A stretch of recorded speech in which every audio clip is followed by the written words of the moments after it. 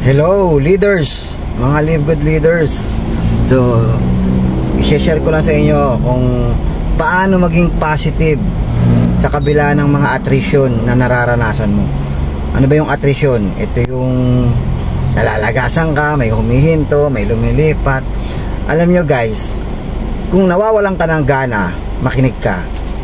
Kung nawawalan ka ng pag-asa, feeling mo parang hindi na yata ako aangat kasi from gold naging silver, from silver naging bronze, yung iba naman platinum naging gold, diamond naging platinum, tapos bumaba yung income mo, tapos nawalan ka ng gana, natakot ka, yung iba lumipat.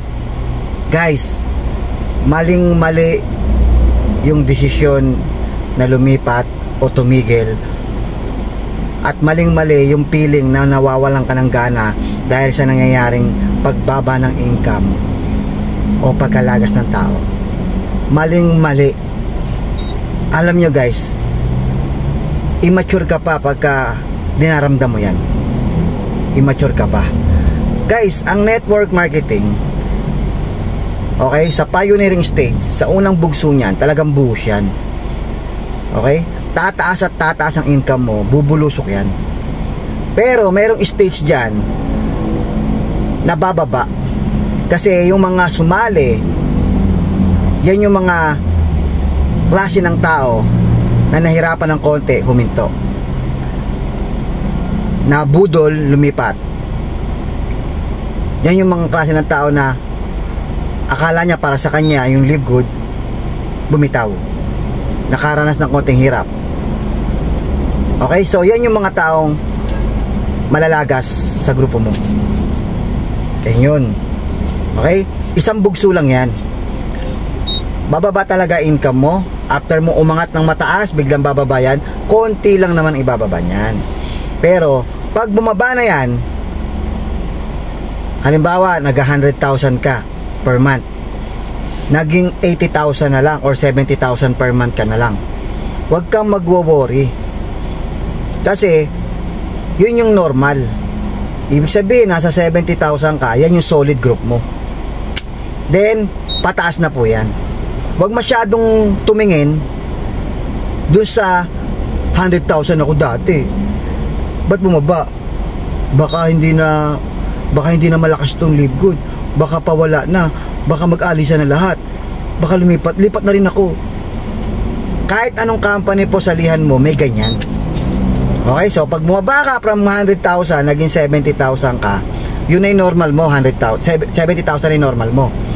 Solid group mo na yan. Pataas na yan. Pataas na yan. Bumaba man yan ulit ng susunod na buwan, mababa na lang. Pero pataas pa rin ang tendency niya. Pag ganun lang yan, oh, pataas, bababa konti, pataas ulit, bababa konti, pataas ulit. Ganun ang mangyayari dyan. Ngayon, hanggang sa ma-meet mo ulit yung dati mong income.